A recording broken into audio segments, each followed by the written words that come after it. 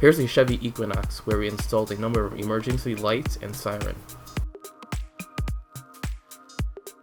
Within the front grille, we installed 2 light heads in red and white. We also flashed the factory lights. Just below in the fog lights are LED hideaway strobes. On the top, we put a Moss 8900 roof light bar in red blue and red white. On the rear quarter glass are mini light bars in dual color. Just around the back, we flashed the taillights in a wig-wag pattern.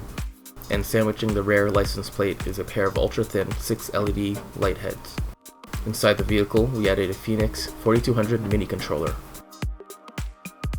With many different options and customizability, you're able to control the lighting pattern of the roof bar.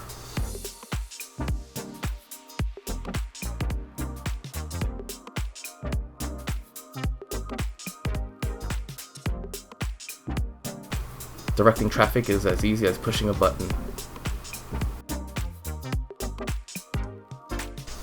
Additional control of lighting was added as well for the lights and strobes. And finally, a Whelen Beta 1 was fitted to control the siren and speaker.